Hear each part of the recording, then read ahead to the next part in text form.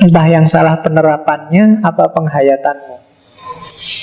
Katanya Ibn Rus, pokoknya pasti secara fisik dia membawa kebahagiaan, dan secara ilmu dia membawa wawasan yang benar, semakin dekat sama Allah.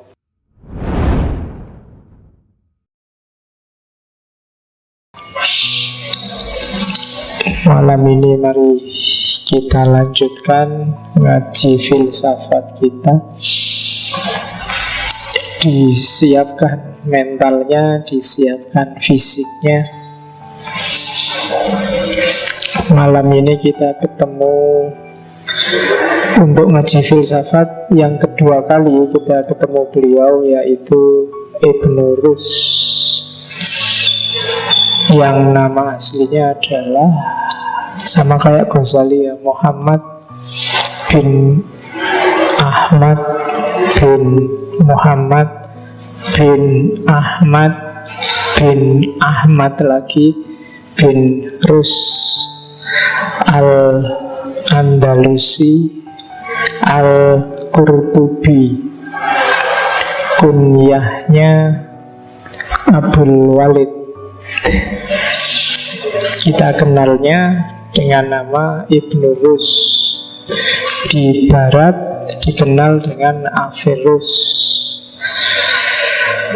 Nama ini ada dua dalam sejarah. Yang pertama Ibn Rus ini, dan yang kedua kakeknya.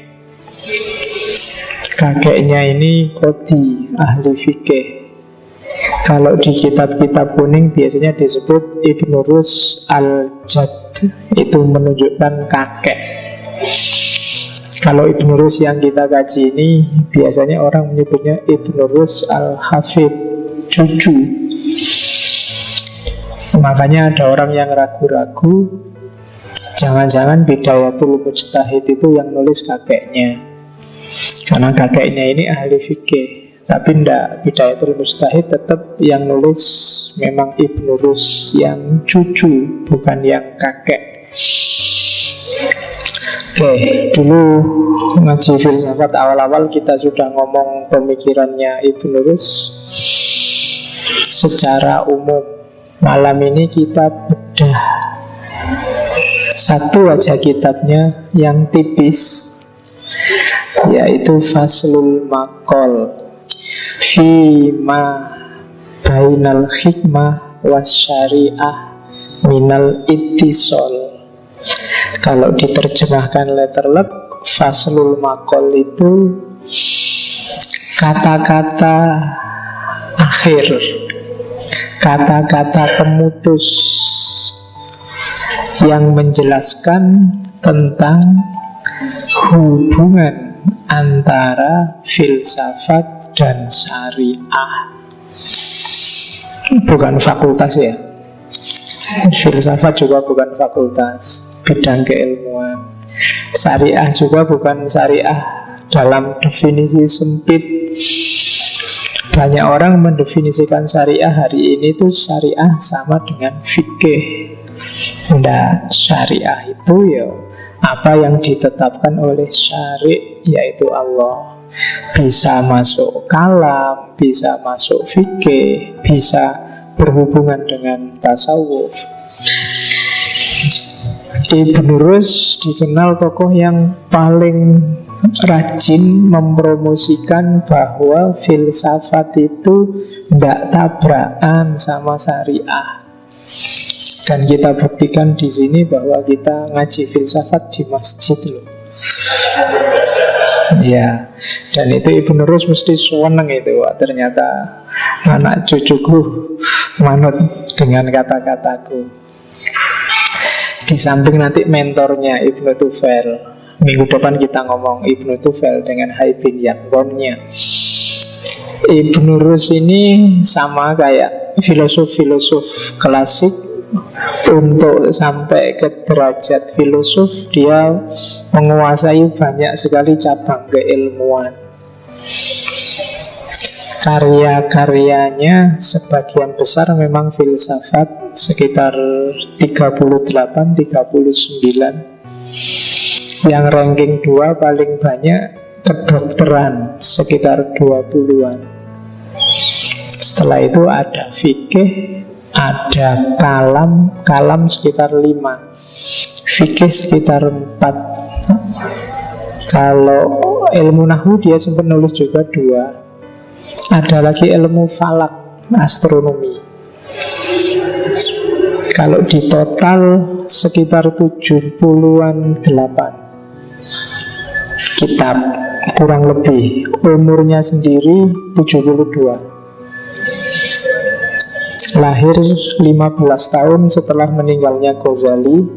Ghazali meninggal 1111, Ibn Rus lahir 1126. Dan nanti meninggal 1198. Jadi umurnya 72. Karyanya lebih dari itu. Jadi dia menulis karya-karya luar biasa lebih banyak daripada umurnya sendiri. Itu tipikal para ulama zaman dulu. Kalau bahasa saya, umurnya barokah, dapat barokah waktu. Beda sama kita hari ini. Kita hari ini kan sering waktunya ndak barokah. Ketoke susah sekali nyari waktu, diajak apa-apa sibuk. Koyo-koyo waktu nentek. Sibuk buat belajar lah, sibuk buat ke perpus lah, sibuk kadang diajak apa dikit, wah ndak iso ya, jadwalku penuh. Ya kan sak-sak gitu tau. Padahal ulama zaman dulu itu yo nulis kitab banyak, yo ngaji, muridnya banyak, yo kawin, yo punya anak, yo kerja. Loh, kamu yang nggak ngapa-ngapain, pacar aja nggak punya, iso sibuk. Nah iya kan, berarti waktumu ndak barokah kalau memang sibuk beneran itu. Wong hasilnya nggak ada apa-apanya itu loh, kamu kehabisan waktu. Maka hati-hati dengan waktu. Syukur-syukur waktumu bisa barokah. Kadang-kadang kan nggak masuk di pikiranmu orang-orang seperti Ibn Rus ini, Ibnu Arabi, Rumi dan kawan-kawan. Kok sebanyak itu karyanya? Ghazali itu kok juga sebanyak itu karyanya? Itu berarti mereka waktunya barokah. Barokah itu kan siapatul khair. Dikit tapi rasanya kayak banyak. Maka hati-hati mengelola waktu. Syukur-syukur bisa barokah. Barokah itu rasanya waktunya ada aja, mau dipakai apa aja ada. Itu tergantung cara kita mengelola.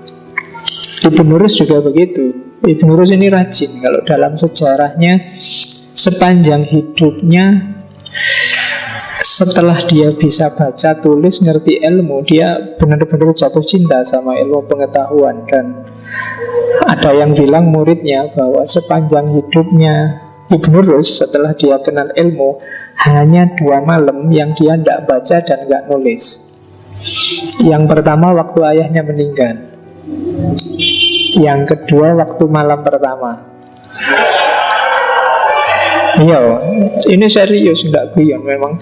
Ya malam pertama eman-eman buat baca buku. Tapi ya 1 malam itu dok, besoknya nyari waktu yang lain. Tapi prioritas baca sama nulis. Itu Ibn Rus. Dan Ibn Rus ini nanti yang memercikkan, mempengaruhi Barat sehingga melahirkan Renaissance antara lain. Karena Ibn Rus dikenal sebagai guru pewarisnya Aristoteles. Dia hidup di era dinasti Al-Muwahhidun. Al-Muwahhidun yang pusatnya di Maroko. Dan dia hidup di era 2 khalifahnya. Khalifah Al-Muwahhidun kedua setelah Abul Mukmin, Abu Ya'qub Yusuf. Kemudian penerusnya Abu Yusuf Ya'qub. Jadi ini molak-malik jenengnya. Jadi Khalifah Muwahhidun yang kedua itu namanya Yusuf, punya anak namanya Ya'qub. Maka dia dikenal Abu Ya'qub Yusuf.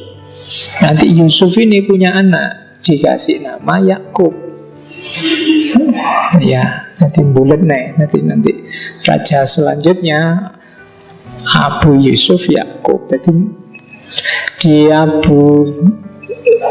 Ibn Rus ini dikenalkan oleh Ibnu Tufel ke khalifahnya Wahidun. Masih muda, usianya sekitar 15 tahun, tapi sudah pinter. Waktu dihadapkan sama khalifah ini juga cinta sama pengetahuan. Ibn Rus ini masih malu-malu, padahal dia pinter. Jadi ditanya tentang Aristoteles, ditanya tentang filsafat, dia masih sungkan, tidak mau jawab. Akhirnya khalifah ini menunjukkan bahwa dia tertarik dengan bidang-bidang filsafat. Dia juga ngerti banyak tentang filsafat. Lama-lama dalam pembicaraan Ibn Rus tidak sungkan-sungkan lagi, ditunjukkanlah semua pengetahuan filsafatnya yang bikin raja terpesona. Sampai kemudian dalam karirnya dia jadi namanya Qodil Qudot. Qodil Qudot itu kodinya para kodi. Apa ya, kalau hari ini ketua MUI mungkin enggak ya. Ya, karena ini orang yang superior di bidang hukum Islam zaman itu, di era Abu Yakub Yusuf. Nanti di era putranya Abu Yusuf Yakub, sebenarnya awal-awal dia santai, tapi belakangan dia mendapat banyak fitnah. Ya karena filsafat. Dia dianggap murtad lah, musyrik lah, munafik lah, kata-kata yang sering kita dengar hari ini. Belakangan ini kan kata-kata itu populer sekali. Ya, saya kemarin juga ada yang nanya gitu kan, gimana Pak Faiz pendapatnya? Ya, ada isu-isu tertentu yang sebaiknya memang kita diam, karena omongan kita tidak ada dampaknya apapun, tapi malah nambah musuh. Kamu ngomong apapun, musuhmu tambah.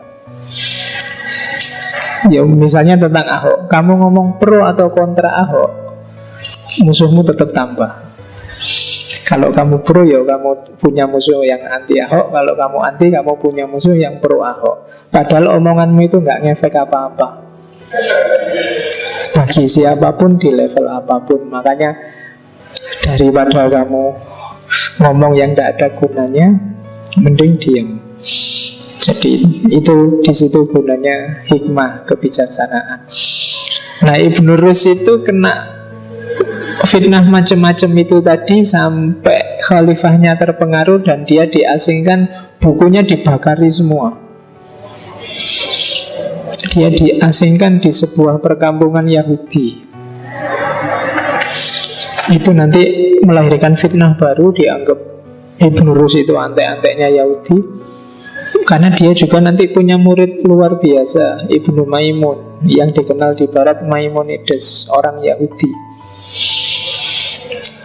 Jadi meskipun nanti belakangan rajanya insaf bahwa dia salah mengasingkan Ibn Rus, dia rugi besar mengasingkan ulama besar itu, dipanggil lagi. Tapi 3 bulan setelah dipanggil beliau meninggal karena memang sudah tua.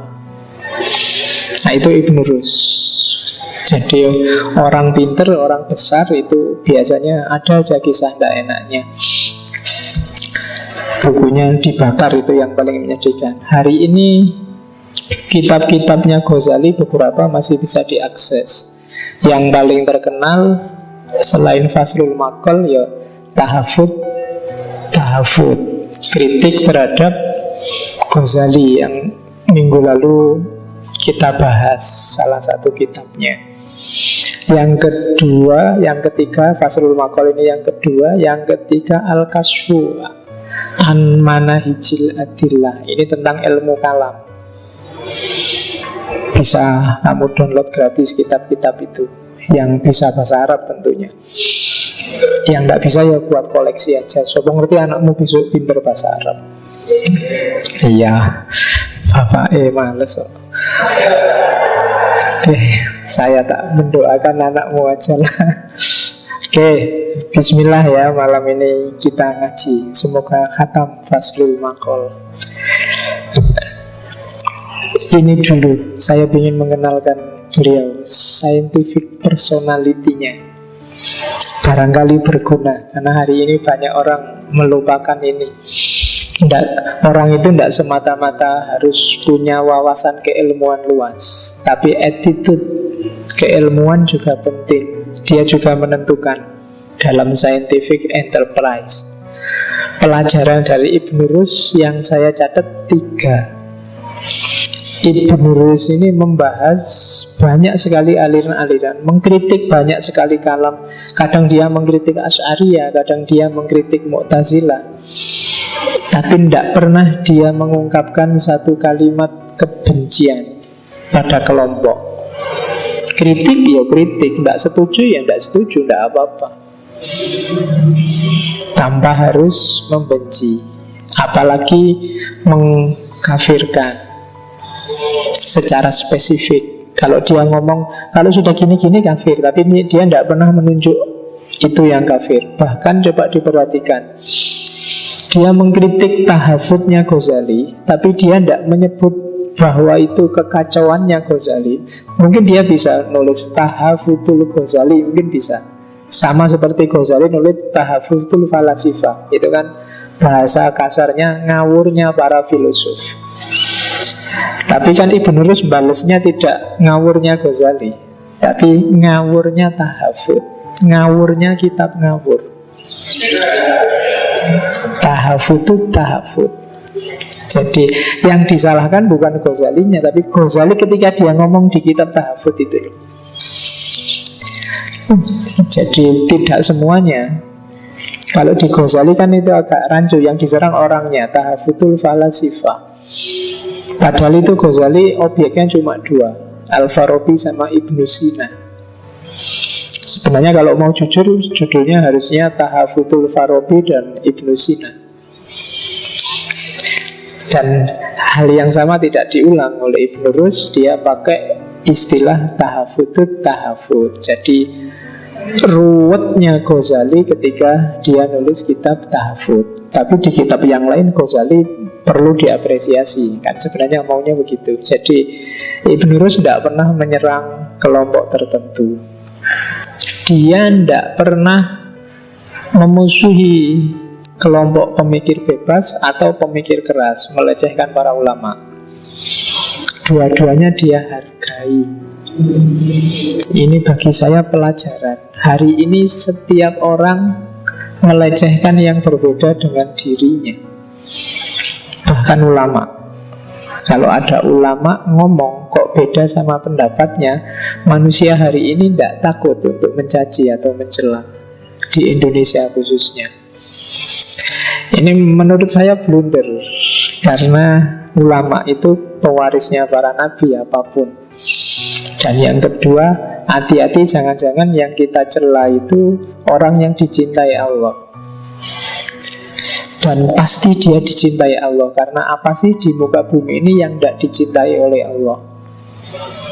Karena Allah itu maha penyayang, maha pecinta. Dan yang dicintai oleh Allah itu kita caci maki. Siapapun dia, ada dimanapun levelnya, seperti apapun pendapatnya. Itu menurut saya di antara simpul yang harus kita urai sebagai Muslim Indonesia hari ini.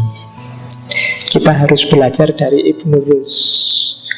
Di fitnah seperti apapun dia tidak pernah balas dendam untuk menjatuhkan orang-orang yang mencelanya. Dan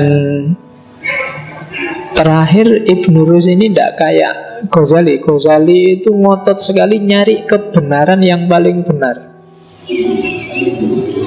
Tapi Ibn Rus sejak awal dia sudah punya persepsi bahwa sebagai manusia kapasitasku terbatas untuk mengetahui kebenaran yang paling benar itu. Yang gue anggap benar hari ini mungkin besok ada fakta baru, ternyata enggak. Jadi mentalnya Ibn Rus itu, sehingga dia terbuka. Informasi apapun dari kelompok manapun, tidak apa-apa tak dengerin. Kalau ada kitab ya tidak apa-apa, sini tak bacanya. Itu Ibn Rus. Jadi dia terbuka.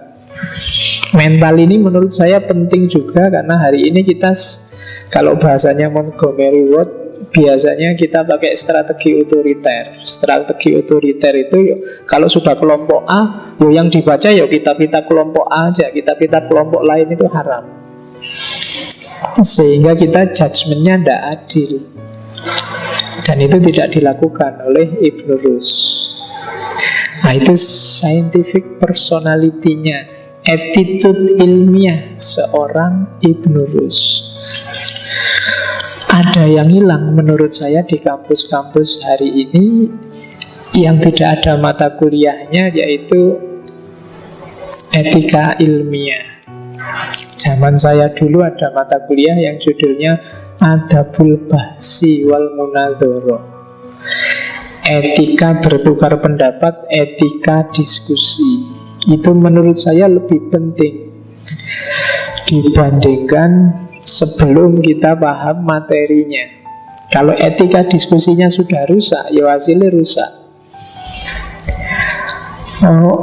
Di Indonesia hari ini orang kalau debat pinter, tapi sharing pendapat agak susah. Debat itu kan orang kukuh dengan posisinya masing-masing terus tanding. Kiblat kita hari ini ILC. Iya. Jadi pokoknya debat, kalau debat pinter, tapi berbagi ide kita agak berat. Oke, scientific personality. Terus satu teori lagi sebelum masuk ke Faslul Maqal. Ini menurut saya penting ya untuk teman-teman yang sedang ngaji filsafat. Katanya Ibn Rus, ada 5 syarat bagi para peminat filsafat. Yang pertama, ini tidak bisa diingkari, bakat. Ya, ini bakat itu untuk ngetes apakah kalian bakat apa enggak. Kalian baca buku filsafat kerasan enggak? Dengerin ngaji filsafat kerasan enggak? Kemudian kalau ada orang ngomong di level yang filosofis, kalian kerasan enggak? Kalau kerasan dan seneng, ada bakat. Kalau ngantuk, ya baca buku filsafat 200 halaman baru dapat 2 lembar sudah menguap. Menguap itu hilang berarti kamu ngantuk. Itu harus diasah lagi. Bakat itu kan bukan sesuatu yang ada begitu saja, harus diasah. Tumbuhkanlah bakatmu. Bukan aku itu bakat apa enggak. Jangan dicari kamu, aku bakat bulu tangkis enggak ya. Enggak akan ketemu. Latihan aja bulu tangkis. Lama-lama ya bakatnya muncul. Bakat itu 10%, tapi harus ada. Kalau di filsafat, kalau menurut Ibn Rus, nalar, bakat itu maksudnya kapasitas mikir. Akalmu masih jernih enggak? Maksudnya itu. Kalau kamu sudah nggak bisa lagi berpikir jernih, ya jangan masuk ke dunia filsafat. Yang kedua, tertib. Ini yang sering diloncat-loncat oleh para peminat filsafat, apalagi mahasiswa-mahasiswa baru ngerti filsafat, ujuk-ujuk moco Derrida, moco Foucault, moco Gadamer. Ya ndak apa-apa sih nek paham. Tapi ilmu itu membangunnya lebih enak dari dasar. Itu makanya bahasanya Ibn Rus tertib. Pelan-pelan. Ibn Rus itu tidak ujuk-ujuk dia nulis filsafat. Dia perlahan-lahan belajar Aristoteles, ditafsiri, disarahi. Setelah disarahi, diringkes versi dia yang namanya talkhis. Jadi pelan-pelan jadi seorang Ibn Rus. Jangan kesusu pingin jadi sebesar Derrida, apa sebesar Foucault, apa sebesar Karl Marx. Pelan-pelan dibangun, biar jadi sesuatu, biar kokoh landasannya. Kalau kokoh landasanmu, pikiranmu itu dibawa kemana saja enak. Tapi kalau tidak kokoh, dikritik sebentar selesai. Kamu biasanya langsung lemes. Wah, kalah debat berarti keliru aku, langsung gitu kamu. Tapi kalau dasarnya enak, kokoh, itu bisa. Oh, kalem kok dikit itunya sih. Sebenarnya maksudnya kalem bukan itu kok, pondasinya kan ini. Jadi kalau itu lemah tidak apa-apa, karena dia bisa, makanya terus lahir neo-Marxisme. Bukan setelah dikritik terus bubar, tapi ada versi baru. Orang yang bisa melahirkan neo-Marxisme itu belajarnya mesti tertib tentang Marx.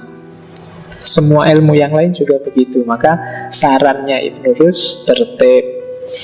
Yang ketiga, objektif.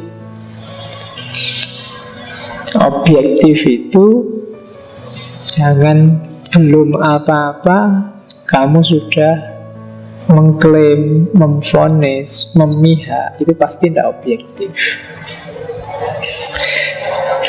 Jadilah reseptor.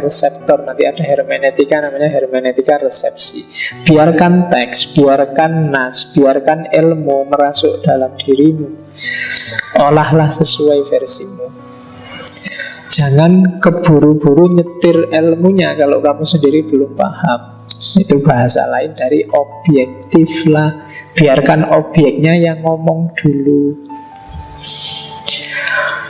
Oke, terus yang ketiga, pendapat yang teguh.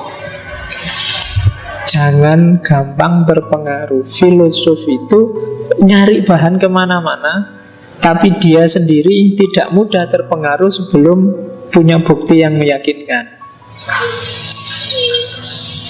Sebelum ada data yang pasti. Tidak mudah ketipu oleh Ahok apa hari ini. Banyak kan yang gitu-gitu. Pokoknya kamu ketipu banyak orang yang bikin dalil. Hari ini logika kita masih nama besar. Orang ngomong ngawur terus ditempeli nama besar, terus kamu mesti manut. Syekh siapa ngomong kayak gini, padahal dia ngomong bener apa enggak ya orang ngerti. Tapi gara-gara ada nama Syekh itu terus kamu terpesona. Itu persis kayak zaman saya S1, waktu diskusi kalau debat mau kalah, jurusnya menampilkan nama. Sesuai yang saya baca di bukunya Gadamer, padahal yang buhono mbora. Di bukunya Gadamer, di bukunya Nurholis Majid, di bukunya Gus Dur itu, padahal yang tidak pernah baca, tapi begitu ngomong Nurholis Majid, ngomong Gus Dur, yang lain mengkeret sudah. Wah, Gus Dur wah, Nurholis Majid padahal ini ngawur ini ngomongnya. Karena temenmu sudah merasa berhadapan dengan Nurholis Majid, berhadapan dengan Gus Dur, padahal itu yang ngawur. Dan hari ini di WA banyak semacam itu. Nah, itu karena kamu tidak teguh pendirian, lebih terpesona oleh orangnya daripada pendapatnya.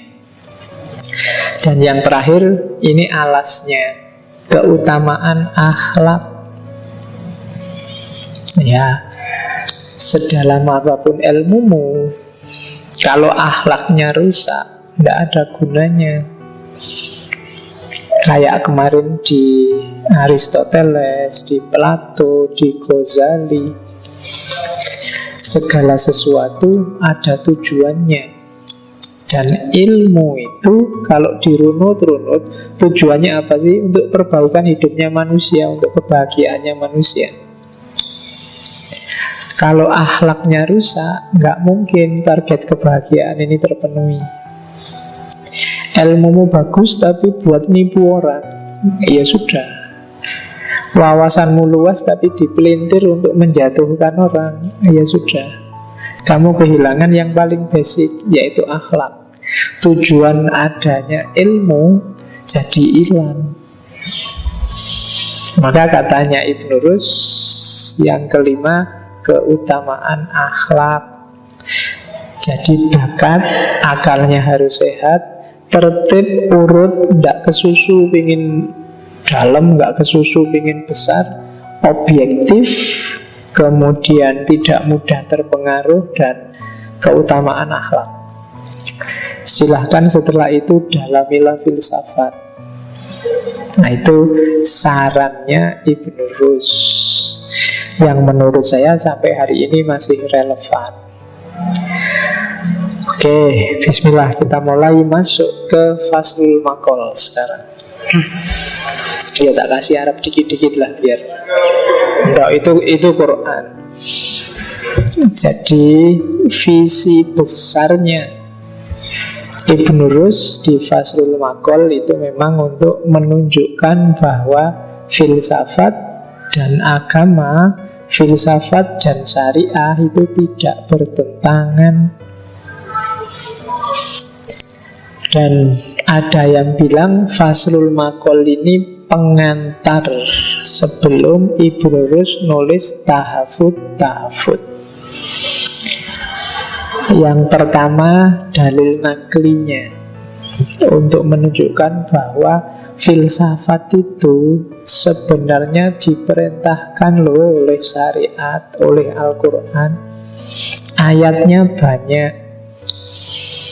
Iya sih, kata-kata filsafat itu tidak berasal dari Islam, tapi esensi filsafat, hakikat filsafat itu sangat Islami. Katanya Ibnu Rus banyak, misalnya ayat fa'tabiru ya ulil absor, maka Al-Hasyr, maka ambillah ibarat, ambillah pelajaran, wahai ulil absor. Ulil absor itu di Quran ya ada yang ulil absar di sini, bukan ulil absar yang cilik ya. Di Quran ada ulil absar, ada ulil albab. Kalau ulil absar itu peneliti, absar itu kan mata penglihatan, jadi para peneliti untuk yang fisik. Kalau ulul albab itu yang lub itu batin, jadi yang basiro, yang penglihatan batinnya. Fa'tabiru ya ulil absor itu wahai para peneliti, para pengamat yang mengambil pelajaran dari alam semesta, ambillah ibro, fa'tabiru. Atau surat Al-A'raf ini surat ayat-ayat yang disebut oleh Ibnu Rus di faslul maqal. Awalam yang guru fi malakutis samawati wal ardi wa ma khalaqallahu min syai'. Tidakkah mereka melihat fi malakut semesta langit dan bumi dan apa yang diciptakan Allah semuanya min syai'. Wa kadzalika nuri Ibrahim malakutas samawati wal ardi waliyakuna minal mukinin. Tentang Ibrahim kan sebelum dikasih wahyu kan tipenya filosof. Dia nyari Tuhan sendirian, lihat matahari, lihat bulan, lihat bintang untuk ngecek kira-kira mana yang pantas dijadikan Tuhan sebelum dapat wahyu. Dan filosofnya tidak hilang-hilang sampai dia jadi nabi. Makanya ingin ngecek apa benar sih besok kalau ada orang mati dibangkitkan lagi, sampai dikritik oleh Allah. Loh, kamu itu apa tidak yakin Ibrahim? Yo yakin. Awala tu'min itu kan saya yakin, walakin litat ma'inna kolbi. Yo ben batinku seneng, mantep gitu loh Gusti Allah, buat dikasih contoh. Kan gitu, itu Ibrahim, tipe filosof. Makanya sama Allah kan disuruh carilah burung, bunuhlah, terus dibagi di 4 gunung. Setelah itu dipanggil, burungnya hidup lagi. Oke, burung beneran loh ya. Oke, ya. Pikiranmu ternyata frekuensinya sama. Terus itu yang alladzina yadhkurunallaha, itu belum ditulis ya, itu kelihatannya Ali Imran. Qiyama wa qu'uda wa ala junubihim wa yatafakkaruna fi khalqis samawati wal ardi. Setelah tafakur, kita takjub Rabbana ma khalaqta hadza batila. Tidak ada satupun yang sia-sia ciptaanmu ya Allah. Subhanaka fakina adzabannar. Ayat-ayat ini itu kan nyuruh mikir, refleksi yang mendalam. Termasuk ayat lihatlah alam semesta dan juga lihatlah dirimu sendiri. Semuanya nyuruh orang mikir. Dan itu filsafat.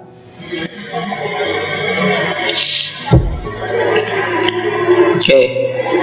Makanya katanya Ibnu Rus terus di Faslul Maqal itu, kami menyatakan bahwa kalau memang kerja filsafat adalah mempelajari segala yang tampak maujudat, lalu mengambil pelajaran darinya sebagai sarana pembuktian adanya Tuhan pencipta, dan bahwa semakin sempurna pengetahuan mengenai ciptaan itu, akan semakin sempurnalah pengetahuan mengenai Tuhan penciptanya.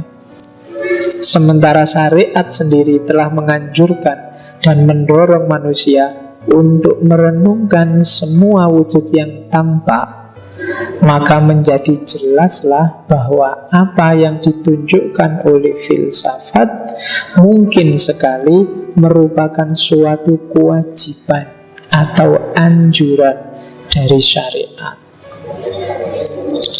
Jadi Al-Quran nyuruh kita mikir, filsafat juga nyuruh kita mikir. Kalau orang tidak boleh mikir, tidak boleh berfilsafat, harusnya Al-Quran ngomongnya cuma dan ikutilah Al-Quran tok. Kan enggak. Di banyak ayat bahkan kita disindirkan, afala ta'qilun, afala tatafakkarun.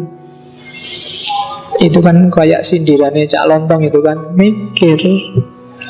Masa kita nggak mau mikir? Mikir dong. Itu kan sindirannya Al-Quran. Kamu nggak mikir kok. Itu kan meskipun ada Al-Quran, Al-Qurannya sendiri nyuruh kita mikir. Kan banyak nanti aliran-aliran kholaf yang anti mikir. Dikasih Al-Quran, dia membaca Al-Quran tidak paham, terus wallahu a'lam bishawab, kita kembalikan maknanya pada Allah. Dikembalikan lagi padahal sudah dikasih. Iya, orang sudah dikasih wahyu sama Allah, dikembalikan lagi. Oke. Nah, makanya nanti disindir sama Al-Quran kan, afala ta'qilun, kamu tidak mikir kok. Mikirlah, kan manusia kan gitu. Jadi filsafat itu dianjurkan sangat. Jadi ini terjemahannya, ya memang kalimatnya Ibnu Rus kan memang dia tidak suka menghakimi, maka kalimatnya pakai mungkin sekali, itu kewajiban loh berfilsafat itu. Ya mungkin sekali itu ya sunnah-sunnah sangat muakkad lah dari syariat. Jadi perintahnya syariat sendiri berfilsafat itu, bahwa namanya filsafat yaitu kan istilah yang populer aja zaman itu. Kok bukan istilah mikir? Ya kamu ganti istilahnya ndak apa-apa wis. Wong cuma istilah aja, ndak masalah. Sama kayak orang kemarin kan rame mengkritik hermeneutik gitu. Kalau ditelusuri itu sebenarnya alergi dengan istilahnya. Kamu ganti aja lah, kalau yang penting proses semacam itu diakui, tidak masalah. Wong cuma istilah aja. Makanya Pak Amin Abdullah itu pakai istilah at-ta'wil al-ilmi. Itu kan kelihatannya pakai bahasa Arab dan Islami kalau pakai at-ta'wil. Padahal itu kode wae hermeneutik. Kalau pakai hermeneutik kan telinganya gatel duluan. Wah, hermeneutik miliknya orang Kristen kan gitu. Filsafat itu juga gitu, filsafat barat itu sesat kan mesti begitu. Oke. Nah, dan perjuangannya Ibnu Rus dan kawan-kawan meluruskan itu. Mbok yang cerdas sedikit kan maunya gitu kasarnya. Tapi karena orang baik jadi ngomongnya halus. Mungkin itu dianjurkan loh oleh syariat. Jangan kesusu anti. Kalau memang dianjurkan kan kita mengkafirkan, mengharamkan kan jadinya keliru. Uang barang yang dianjurkan malah kita haramkan. Nah itu maunya Ibnu Rus. Terus kalau memang itu dianjurkan, apa yo harus kita dadak baca-baca tulisan. Mbok kita langsung aja mikir sendiri, nggak usah moco-moco Aristoteles lah, moco Plato lah, belajar orang Barat lah. Sudah dijawab juga oleh Ibnu Rus. Dia ngerti, kamu mesti tanya ke situ nanti. Oke ya, katanya Ibnu Rus gini.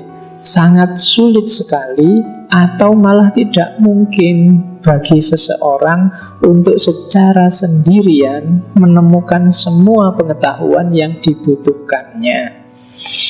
Apabila orang lain, termasuk yang non-muslim, ternyata telah menguraikan pemikiran itu, maka kita wajib menerima bantuan untuk menempuh proses intelektual yang sedang kita jalani dengan apa yang mereka sampaikan dalam hal itu, tanpa membedakan apakah orang lain itu memeluk agama yang sama dengan kita atau tidak. Analoginya, sebuah alat atau perkakas yang bisa digunakan untuk menyembelih, keabsahannya sebagai alat penyembelihan tidak ada kaitannya dengan kenyataan apakah ia alat orang yang seagama dengan kita atau tidak seagama, asalkan syarat keabsahannya sebagai penyembelih telah terpenuhi. Jadi ini katanya Ibnu Rus, ya susah kalau kamu mikir sendiri. Manusia sudah mengembangkan keilmuan dan peradabannya ratusan tahun sebelumnya. Bahkan filsafat itu lahir sejak tahun minus, ya kan? Abad ke-7 sebelum Masehi dia lahir. Islam lahirnya abad ke-6 Masehi. Jauh. Dan dalam rentang waktu yang jauh sudah sangat banyak ilmu, sangat banyak pengetahuan, sangat banyak hikmah. Ya ada yang tidak pas, tapi banyak juga yang pas. Jangan capek-capek kerja 2 kali. Kamu ngambil pertimbangan dari karya-karya mereka tidak masalah. Kalau memang cocok ya tidak apa-apa. Toh kita bisa, kalau ada yang tidak cocok ya tidak usah dipakai, yang cocok dipakai, kan begitu. Analoginya alat penyembelih, pisau. Ketika pakai pisau, atau hari ini kamu pakai HP, kan kamu nggak pernah tanya iPhone-mu itu Steve Jobs loh, dia Yahudi, kan enggak. Google-mu itu juga bukan Muslim. Internetmu, listrikmu ini jasanya Thomas Alva Edison, Yahudi. Kalau kamu anti Yahudi, matiin listriknya. Tuh, kalau pikiranmu begitu loh ya. Jadi kalau tak bayangkan jasanya Thomas Alva Edison luar biasa loh. Mungkin pahalanya lebih besar dari kamu yang sholat tahajud tiap malam, ya kan? Loh, kamu tidak bisa ngapa-ngapain sama sekali hari ini kalau nggak ada listrik, nggak ada lampu. Cuma katanya Ibnu Rus, ya kita ambil aja dari mereka. Kalau memang sudah cocok, ngapain kerja 2 kali? Dipikir lagi ya hasilnya nanti juga ke situ lagi. Tinggal kita kembangkan aja kan. Tidak harus kerja 2 kali. Itu maunya Ibnu Rus. Kalau sebelumnya sudah ada Einstein dengan teori relativitasnya, ya kita nggak usah pusing, diawali lagi lah penelitiannya, nggak usah. Kita pakai, kita kembangkan. Kalau ada kelirunya kita revisi, kan begitu perilaku ilmiah. Alat penyembelih itu kualifikasi ukurannya bukan dia agamanya apa, dibikin orang Kristen apa Yahudi, tapi dia pas nggak jadi alat penyembelih yang baik. Yo kalau pisau tajam nggak, kalau tumpul kan kasihan hewan yang dia seket kasihan. Cari yang tajam, itu kan parameternya kan itu ketajamannya untuk bisa ngiris, bukan ini dari agama apa. Kamu juga tidak tahu kan yang bikin pisaumu untuk korban kemarin, jangan-jangan yang bikin orang kejawen yang tidak sholat. Nah, susah lagi kamu. Oh ini kejawen ini yang bikin tak. Kan bukan itu parameternya. Jadi katanya Ibnu Rus, tidak, pakailah karya terdahulu, tidak masalah. Kalau memang cocok. Kalau bahasa hari ini, ilmu itu continuity and change. Yang lama dilanjutkan, diadaptasi, dimodifikasi sesuai yang sekarang. Itu namanya continuity and change, keberlanjutan. Dulu orang punya pendapat apa, dikembangkan dari situ. Misalnya Dulu Clifford Gate punya santri priayi abangan. Dulu, tapi masih banyak orang bangsawan. Sekarang sudah tidak ada. Mungkin sekarang diganti, Islam itu bukan santri priayi abangan, tapi ada Islam gaul sama Islam tidak gaul misalnya. Yang gaul punya HP internet, yang tidak gaul nggak pakai HP internet misalnya. Itu namanya jeng. Dia tetap melanjutkan yang dulu, tapi ada perubahan. Mempelajari karya terdahulu, maka boleh. Kamu baca Aristoteles juga tidak apa-apa. Hikmahnya juga banyak toh, katanya Ibn Rus. Kamu dari Aristoteles kan terus ngerti ada argumen penggerak yang tidak bergerak misalnya. Oh, itu ternyata Tuhan. Itu awalnya dari Aristoteles. Terus maka katanya Ibn Rus, jelaslah bahwa mempelajari karya para cerdik pandai terdahulu adalah wajib. Kenapa wajib? Karena maksud dan tujuan mereka tidak lain adalah maksud dan tujuan ke arah mana syariat telah memberi dorongan kepada kita untuk mencapainya. Hari ini banyak orang gaya.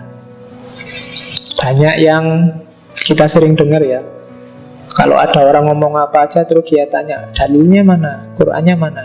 Kalau dijawab pendapatnya ulama, dia tidak mau. Padahal katanya Ibn Rus, ya enggak lah. Kita, yang dilakukan para ulama zaman dulu, itu juga dia nyari makna sesuai ijtihad mereka, apa yang diinginkan oleh Allah. Sebagaimana kita sekarang nyari.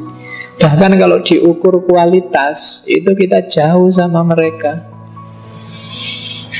Maka tidak usah gaya. Yo, orang yang ilmunya nyampe, boleh dia kembali pada Quran dan hadis. Yang ilmunya nyampe, yang tidak nyampe, yo ikutlah ulama yang kita anggap nyampe. Wong kita ngaji aja masih ngeja, masih gradul-gradul. Kalau ngimami beraninya kuluhu sama ina atau ina. Ya, gitu kembali pada Quran dan Sunnah. Oke, jadi kalau membaca hadis nggak berani Arabnya, beraninya artinya, langsung gitu mesti. Tak denger-dengerin kalau khutbah itu banyak yang gitu. Jadi Arabnya rawani maca, pokoknya langsung artinya sebagaimana sabda Rasulullah yang artinya langsung gitu. Kuatir keliru. Oke, terus maka ndak usah gaya. Para ulama sudah belajar itu, sudah banyak berkomentar tentang itu. Lanjutkan. Kalau ada yang tidak relevan, baru ceng di situ, diadaptasi. Kalau bahasa hermeneutiknya dikontekstualisasi, sesuaikan dengan zaman hari ini.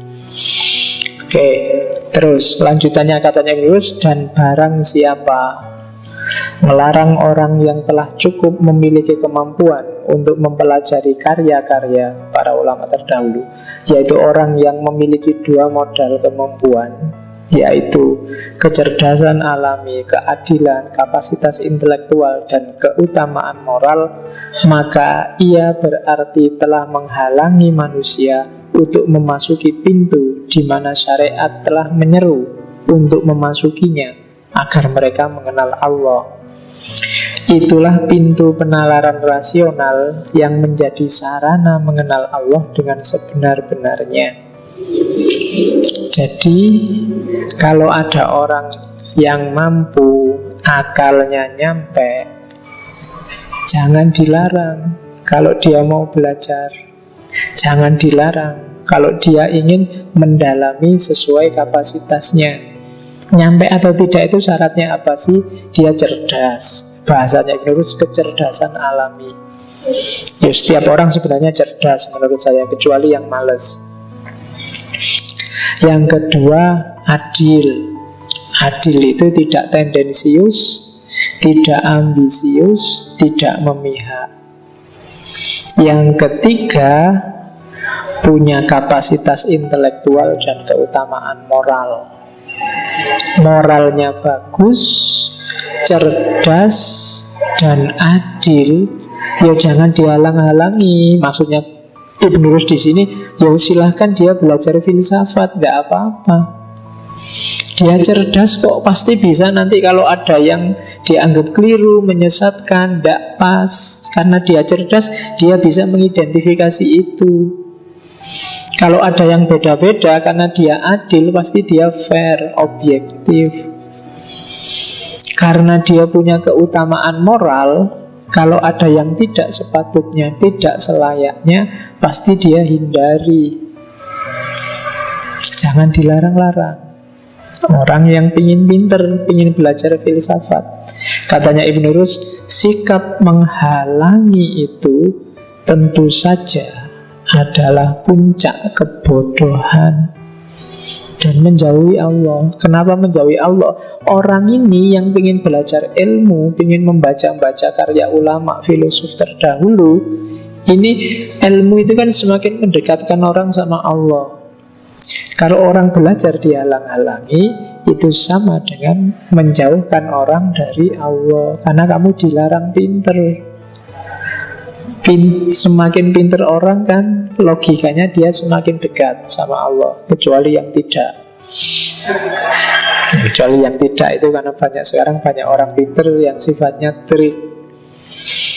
Ilmunya ilmu apalan, ilmunya sofistik. Jadi dari ilmu untuk kepentingan pribadi. Tapi kalau dia punya syarat cerdas, adil, dan bermoral, itu pasti dia tidak akan begitu. Silahkan orang yang punya kapasitas ini dalamilah filsafat. Itu maunya Ibn Rushd. Terus, kalau ada yang tersesat gimana? Ya, kalau ada 1-2 yang tersesat gimana? Itu dia sudah ngomong juga.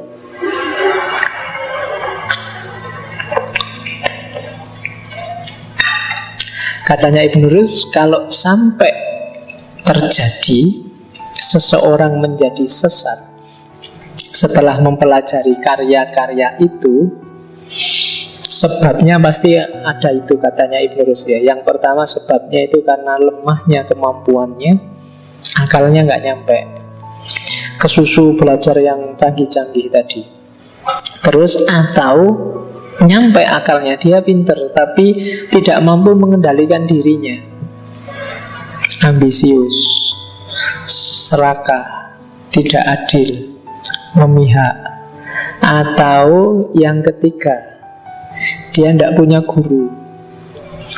Gunanya guru itu menata pengetahuan, menata relasi antar pengetahuan, menunjukkan mana yang duluan, mana yang belakangan, menata sikap mentalnya. Itu gunanya guru. Jadi bisa 1 di antara 3. Kenapa orang bisa tersesat? Yang pertama, dia memang tidak mampu. Suruh batal aja kalau memang dia tidak mampu. Capek nanti kalau dia memang tidak mampu, katanya Ibn Rushd. Karena nanti Ibn Rushd punya level-level manusia. Yang kedua, karena dia tidak bisa mengendalikan dirinya. Pencari ilmu, filosof, ilmuwan itu harus mampu mengendalikan dirinya. Tidak kesusu judgment, tidak sama. Tamak itu bukan jatahnya diambil juga, belum waktunya serakah dan seterusnya ya. Berarti tidak bisa menguasai dirinya. Kesusu, ya kan? Kesusu itu kan tidak enak. Karena ikut jangan kesusu lah, keburu-buru. Kamu langsung ketawa saya ngomong gitu. Ya, frekuensimu ke situ terus. Keburu-buru. Banyak orang yang keburu-buru, sumber bencana kadang-kadang. Kenapa orang plagiat? Dia keburu-buru ingin punya tulisan. Kadang-kadang ilmunya sidik sudah berani show, keburu-buru, belum waktunya jadi ustadz sudah syuting di TV, dilihat orang banyak. Itu namanya kesusu. Hari ini ustadz dan tidak ustadz kan bukan umat yang menentukan, tapi TV.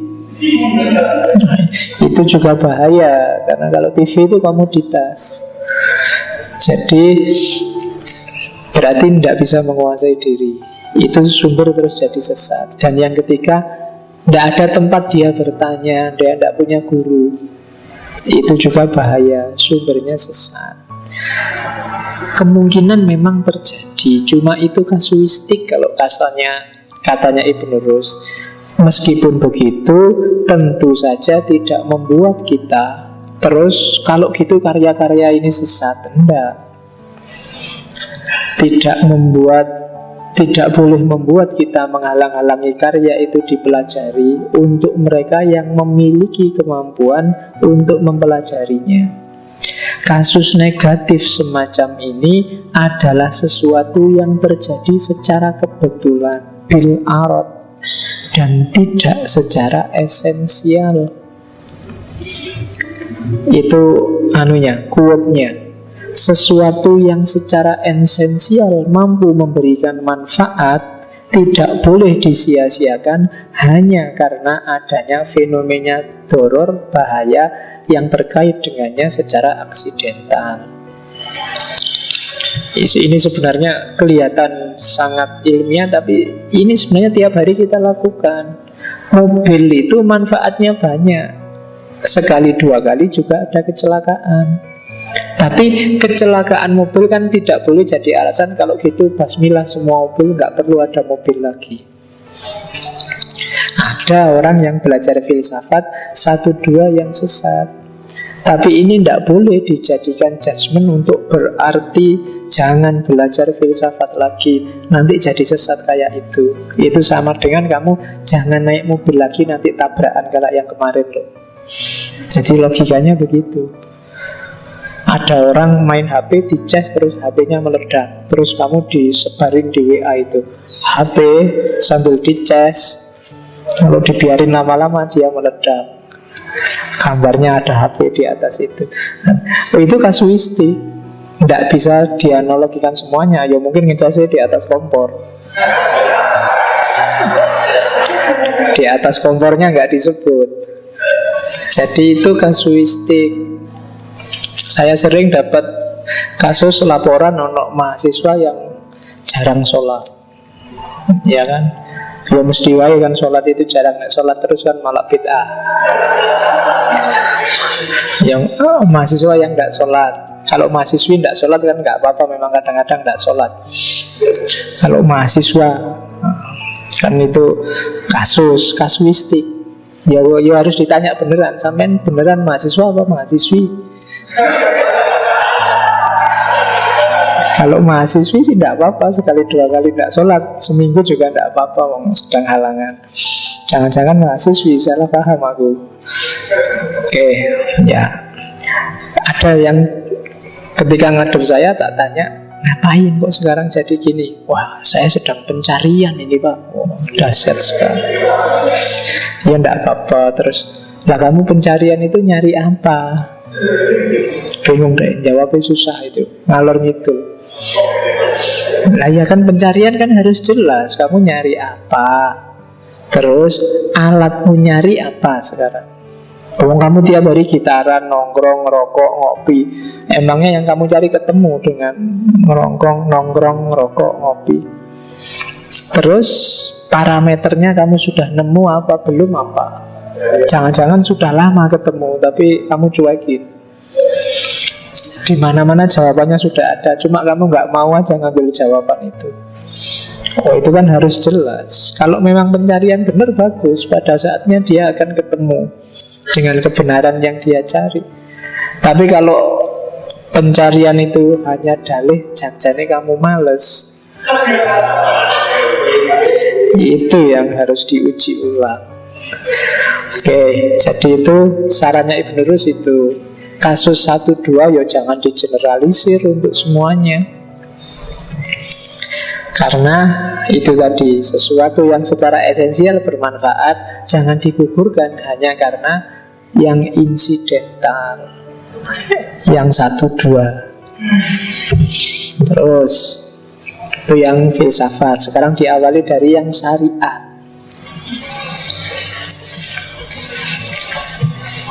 Oke, sekarang dilihat katanya Ibn Rus di Fathul Maqqam. Tujuannya syariat itu apa sih? Ya ini ngomongnya ringkes karena kitabnya tipis. Katanya Ibn Rus, syariat itu kan isinya cuma dua, ilmu yang benar sama amal yang benar. Ilmu yang benar itu apa? Cuma tiga. Jadi mengenal Allah, mengenal realitas, dan mengenal pahala dan siksa. Semua ilmumu tidak akan keluar dari tiga kategori ini. Mengenal Allah, teologi, agama, metafisika. Mengenal realitas, semua ilmu fisika, matematika, biologi, itu mengenal realitas. Dan yang ketiga, mengenal pahala dan siksa, itu etika. Baik buruk, mana yang boleh dilakukan, mana yang jangan dilakukan. Semua ilmu muaranya ke sini. Kalau tidak, berarti ilmu yang tidak benar. Ilmu yang benar harus menuju ke sini, menuju pengenalan atas Allah, menuju pemahaman atas realitas, dan menuju pengertian tentang mana pahala, mana siksa. Maksudnya mana baik, mana buruk. Muaranya ke situ semua. Kalau kamu merasa ilmumu itu belum nyambung ke situ, sambungkanlah. Kalau enggak, berarti kamu belum berada di track yang benar. Kamu jurusan apa saja, syariah, tarbiyah, pendidikan, biologi, matematika, sejarah, apapun itu, orientasikan itu untuk mengenal Allah, mengenal realitas. Mengenal realitas itu pada akhirnya juga memperkuat pengenalan atas Allah, dan mengenal apa yang boleh dilakukan, apa yang jangan dilakukan. Itu pun dalam konteks meraih ridhonya Allah. Semua ilmu muaranya ke situ. Jangan ijazah, jangan pekerjaan. Pekerjaan itu banyak, cuma yang ada uangnya dikit. Lumayan kan, tiap hari nyari kerjaan. Di rumah saya juga banyak kerjaan kalau mau loh. Ada nyapu, ada nyetrika, ada. Cuma yang ada uangnya yang orientasikan semua ilmumu pada Allah. Semakin banyak ilmumu, harusnya kamu semakin dekat sama Allah, semakin kenal sama Allah, semakin tertata hidupmu. Harusnya begitu. Kalau enggak, ya ditata mulai sekarang. Karena ilmu yang benar itu arahnya ke sana. Matematika juga arahnya ke sana. Kayak Pitagoras. Pitagoras itu kan filosof matematika, tapi dia sekaligus mistikus. Dengan matematika dia bisa menemukan Tuhan. Itu kan luar biasa. Pitagoras, kapan-kapan kita bahas ya. Aliran-aliran filsafat Yunani, ada Pitagoreanisme, ada sinisme, ada sofisme, skeptisisme, dia yang jadi dasar filosof-filosof modern. Jadi semua ilmu, apalagi yang biologi, bahkan yang biologis juga begitu. Ya kan? Loh, biologis itu harus juga orientasinya jangan cuma fisik. Kalau cuma fisik kamu cuma dapat capek. Iya, harus ada dimensi. Makanya di Hindu itu ada aliran namanya tantrisme. Tantrisme itu bagaimana energi itu bisa meningkatkan spiritualitas. Ya. Oh itu tidak sembarangan. Itu kan meningkatkan SQ, sexual quotient-nya. Oke, ya yang gitu-gitu kamu mesti nyambungnya cepat. Oke. Jadi itu ilmu yang benar. Ya meskipun kamu jangan pakai dalih ini ya, nonton video, nonton gambar, ini kan meningkatkan SQ, Pak. Oke. Ya itu bukan urusannya, enggak ke situ. Terus yang kedua, amal soleh. Istilahnya bagus Al-Quran itu, bukan amal baik, tapi amal soleh. Soleh itu Dari segi kebahasaan itu artinya cocok, pas, sesuai. Ini menunjukkan bahwa amal baik itu juga harus lihat situasi. Makanya Al-Quran itu disebut soleh likulli zaman wa makan. Dia pas, dia cocok dalam konteks sejarah apapun, di ruang dan waktu apapun. Maka amal soleh itu amal yang pas, yang cocok, pasti baik. Cirinya apa amal soleh itu? Perbuatan yang membawa pada kebahagiaan dan menghindarkan dari penderitaan. Ini kelihatannya simpel, tapi yang kemarin belajar filsafat kebahagiaan pasti ngerti betapa jelimetnya yang namanya kebahagiaan itu. Tapi amal yang soleh itu hasilnya mesti ke situ. Kok kalian beramal soleh malah sumpek? Ada yang salah dengan amal soleh. Habis nyemplungin uang kok malah sumpek. Wah, berkurang duitku. Ada yang salah dengan, misalnya janjane ingin nyemplungkan yang 2000 malah keliru 1000 nyemplung itu mesti kamu seminggu tidak bisa turu itu. Padahal itu amal soleh. Ada yang salah. Kamu harus belajar lagi tentang amal soleh. Jadi syariat itu pasti ke situ. Semua yang kamu lakukan menurut syariat hasilnya, kalau tidak ilmu yang benar pasti amal yang benar, amal yang soleh. Kalau tidak, ada yang keliru dalam implementasi syariatmu. Kok gara-gara syariat tambah sumpek? Ada yang salah. Entah yang salah penerapannya, apa penghayatanmu.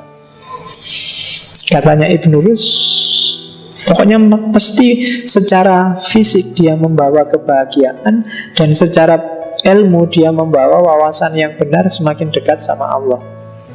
Itu syariat. Jadi pasti dia tidak bikin susah. Wong agama itu dikasih Allah ke kita untuk bikin tertib dunia. Kalau gara-gara agama kok dunia tambah kacau, tambah rusak, ada yang salah dalam cara kita menerjemahkan kehendaknya Allah. Entah di level yang mana, harus dicari. Karena tujuannya syariat itu ini. Terus katanya Ibn Rus lagi, salah dalam syariat itu boleh. Cuma ada dua jenis salah. Ada salah yang bisa dimaafkan, ada salah yang jangan dimaafkan. Nggak boleh salah, maksudnya tidak dimaafkan itu. Salah yang bisa dimaafkan itu orang pinter yang memahami syariat kok keliru, itu bisa dimaafkan. Ijtihad itu kalau salah pahalanya 1, kalau benar pahalanya 2. Orangnya pinter, memang ahlinya, terus berijtihad sesuai kemampuannya, kok ya keliru, tidak masalah, dia tetap dapat pahala 1, bisa dimaafkan. Tapi kalau ada orang tidak pinter, bukan ahlinya, kok berijtihad, berfatwa, dan salah, itu termasuk yang tidak bisa dimaafkan. Orang ngerti apa-apa tidak berfatwa, merusak yang lain. Kalau memang ahlinya mengeluarkan fatwa, ya. Bisamu cuma copy paste, malah memfatwa orang, mengkafirkan orang, menjudgment orang. Itu katanya Ibn Rus tidak bisa dimaafkan. Bukan bidangmu, bukan wilayahmu. Biarkan yang ahlinya yang ngomong. Malah merusak nanti, mengacaukan tatanan. Orang yang bukan ahlinya berfatwa, ngurus macam-macam. Jadi harus ahlinya yang ngomong. Jangan biarkan yang tidak ahlinya. Kamu merasa ahli apa? Ya dalam bidangmu itu kamu boleh berfatwa. Yang fikih ya ngomonglah tentang fikih, yang syariah tentang syariah, yang tasawuf tentang tasawuf, yang filsafat tentang filsafat, di bidangmu masing-masing. Jadi itu makanya yang sering saya sumpek itu, banyak yang tanya ke saya tapi fikih. Lah Aku ndak ngerti fikih, ndak tak jawab iku mesake. Kalau tak jawab dia tersesat, aku berdosa. Neman-neman, ya paling tak jawab, tanyalah pada ahlinya, kan gitu. Karena memang aku ndak ngerti fikih. Ujuk-ujuk ada yang tanya, Pak, pacaran itu normalnya berapa tahun ya Pak secara syariah?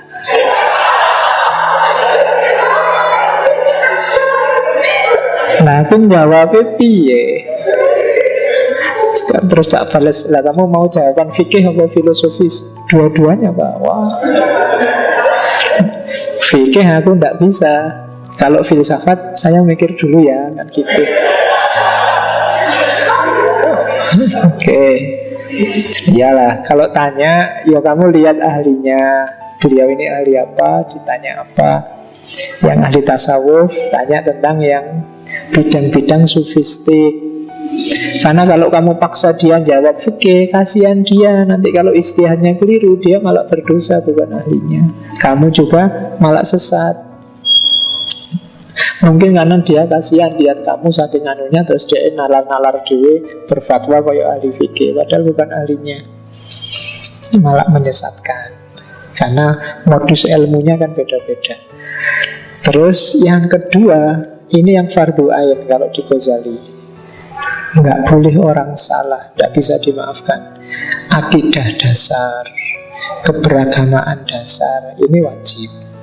Mengakui adanya Tuhan, ibadah-ibadah formal dasar, bisa sholat, bisa syahadat, bisa baca Fatihah, ini dasar. Harus belajar, harus bisa, tidak boleh keliru. Kalau keliru, tidak dimaafkan. Setiap orang untuk yang dasar-dasar pasti mampu, asal mau berusaha. Ya meskipun sekadar usahanya itulah dia bisa dimaafkan. Kalau sudah tua, tidak bisa tartil, ya tidak masalah, tidak apa-apa. Asal dia sudah bisa belajar untuk ngaji serius. Jadi yang kedua ini tidak termaafkan kalau ada yang salah. Harus pas, sholat harus benar, syahadat harus benar, keyakinanmu bahwa Allah itu satu-satunya Tuhan harus pas, benar. Kalau ini tidak ada toleransi. Tapi kalau yang pertama tadi bisa ditoleransi, kamu salah menyimpulkan kalau kamu memang ahlinya. Jadi katanya Ibnu Rus, salah dalam syariat itu ada dua tipe, yang termaafkan sama yang tidak termaafkan.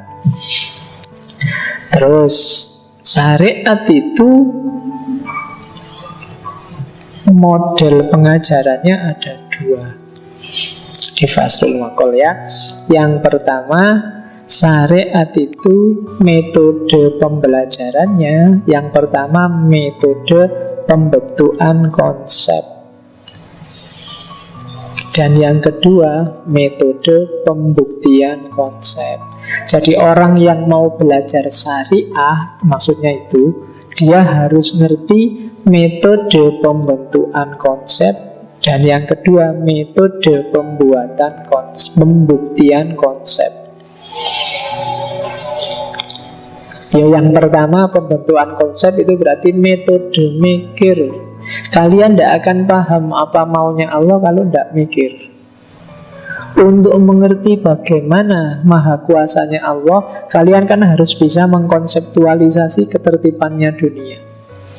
Untuk mengerti bagaimana maha taunya Allah, kalian harus bisa merumuskan, mengkonsepkan bagaimana masa depan itu ternyata tidak kita kuasai. Kita rancang A, ternyata jadinya B. Berarti Allah yang menguasai segala sesuatu. Itu konseptualisasi namanya.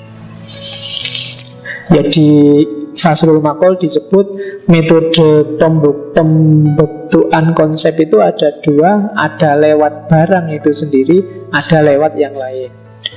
Memahami Allah misalnya bisa langsung to the point, baca Quran, memahami Allah. Bisa pakai yang lain, menganalogikan. Misalnya memahami kasih sayangnya Allah kayak kasih sayangnya orang tua, kayak kasih sayangnya ibu. Allah sayang pada kita itu kayak sayangnya ibu pada kita, dan itu puluhan kali lipat dari itu. Nah, itu namanya kias. Pakai yang lain karena susah dipahami. Besok amal baik kita akan dihitung, akan ditimbang. Nah, susah menjelaskan amal itu barangnya kayak apa, nimbangnya kayak apa. Pokoknya dikiaskan ada timbangannya gitu aja. Nah, itu kias, analogi. Kita berpikir konseptual dengan meminjam hal yang lain. Sirotol mustaqim itu kayak rambut yang dibelah 7, ini kan kias. Kamu tidak usah tanya itu rambutnya siapa, itu nggak bisa, itu kias kok. Untuk menjelaskan kecilnya, untuk menjelaskan saking kecilnya rambut aja dibelah 7, saking tajamnya sekian ribu pedang. Itu bahasa-bahasa metafor, bahasa-bahasa kias, meminjam sesuatu yang lain untuk menjelaskan yang lain. Ilmunya ya ilmu mantek. Terus itu namanya pembentukan konsep. Agama, kalau abstraksi kita nggak main, susah dipahami. Karena dalam agama banyak dijelaskan hal-hal gaib, hal-hal eskatologi, surga, neraka, roh. Itu kan susah dijelaskan pakai kata-kata. Biasanya pakai majas, pakai konsep. Maka pengajaran syariah, orang harus ngerti mantek dalam hal pembentukan konsep. Kalau enggak, kita berat. Besok manusia dikumpulkan di padang mahsyar. Itu kan kita analogikan aja, padang mahsyar itu besok kayak alun-alun luas gitu. Terus orangnya enggak pakai baju semua, ngumpul di situ. Terus kan ini analogi semua. Pasnya kayak apa ya kita enggak tahu. Terus dan pembuktian. Untuk pembuktian benar salahnya syariah itu levelnya manusia beda-beda. Ada orang awam pakai metode retorik khotobiyah. Ada orang setengah pinter. Saya membahasakannya setengah pinter karena memang maunya Ibn Rushd begitu. Untuk menajamkan ilmunya, orang-orang setengah ini pakai metode jadaliyah, debat, dialektika, diskusi. Ada orang-orang yang ilmunya sudah matang, maka dia pakai metode burhaniyah, demonstrasi. Demonstrasi itu cara berpikir logis, bukan demo kamu nuntut harga-harga turun. Saya metodenya demonstrasi Pak, besok tak kumpulkan orang-orang, bukan itu. Burhan itu model-model berpikir silogistik. Ini kategori manusia ini mengikuti, kan itu ada ayat yang bilang ud'u ila sabili rabbika bil hikmah wal mau'izah hasanah wajadilhum billati hiya ahsan. Burhan ini yang punya kelompok ahli hikmah. Kemudian awam retorik itu pakai mau'izah hasanah. Wajadilhum kelompok dialektis, kelompok jidal. Jadi mengajarkan syariah itu ya dilihat segmentasinya. Kalau memang isinya orang-orang yang mateng ilmunya, orang-orang pinter, ya pakai hikmah. Kalau orang-orang awam, ya pakai mau'izah hasanah. Kalau orang-orang yang antara pinter dan enggak, masih semangat cari ilmu dan merasa belum tuntas, ya pakai jidal, dialektika, debat, diskusi sampai dia ketemu kebenaran. Dilihat levelnya. Orang awam dikasih hikmah ya mesti pening. Kamu khutbah Jumat terus ngomong, Bapak Ibu, Aristoteles bilang, tidak nyampe mereka. Jadi ya untuk mereka mau itu. Seandainya benar kamu mau cerita tentang Aristoteles, kemaslah sampai ke level mereka. Mungkin kamu ambil intisarinya, kamu bahasakan pakai bahasa mereka. Itu dulu yang dilakukan oleh Allah ke para nabi sesuai konteks umatnya masing-masing. Oke. Kalau untuk yang pintar pakai hikmah, burhan. Kalau untuk yang setengah-setengah kayak kita itu, kalau pengen cepat pakai jidal, diskusi. Semakin sering diskusi, semakin matang ilmu kita, mujadalah. Oke, jadi membuktikan syariah dilihat levelnya. Ada yang nggak bisa mikir berat, ya mau itu hasanah. Ada yang pengen ngerti banyak tapi wawasannya terbatas, ya pakai jidal. Ada yang wawasannya sudah banyak, matang, perlu pembuktian-pembuktian lebih dalam, ya pakai hikmah.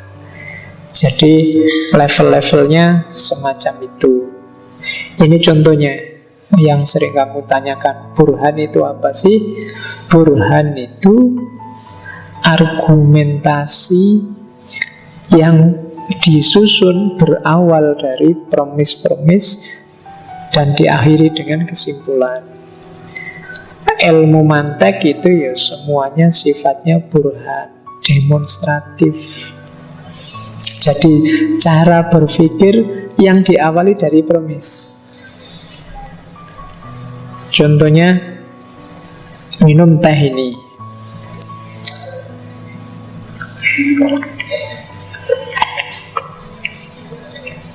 Kenapa saya berani minum teh ini? Karena sudah ada premis di kepala bahwa kalau saya haus, saya minum teh ini aman. Kemarin juga begitu. Nah, itu kan premisnya. Maka sekarang dikasih teh, langsung tak minum. Itu kesimpulan, hasil dari premis sebelumnya. Kayak kamu misalnya, kan ini ada yang fanatik kalau ngaji nyari sendenan. Ya, pokoknya orang senden, orang lego. Kadang-kadang jadi rebutan. Nah, itu kan awalnya premis.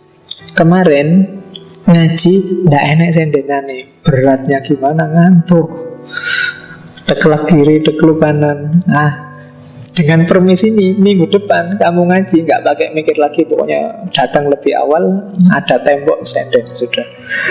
Nah, itu namanya burhan.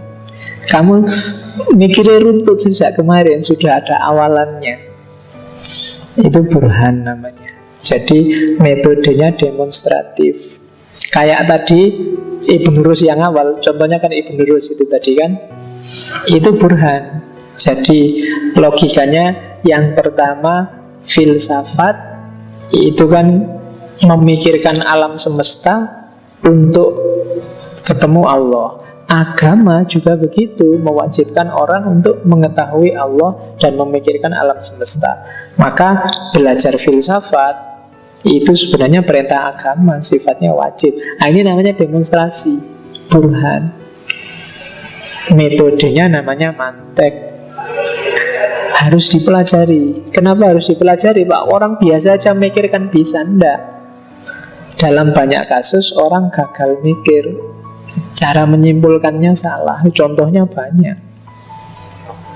Kalau di kelas sering saya contohkan tentang bapak dan anak itu kan. Setiap bapak adalah laki-laki, saya laki-laki, maka saya kan terus keliru. Itu ada salahnya. Premis minornya salah. Itu ada aturannya, ada rumusnya, mantek itu. Kalau kamu jeli nanti kamu boleh ikut ILC.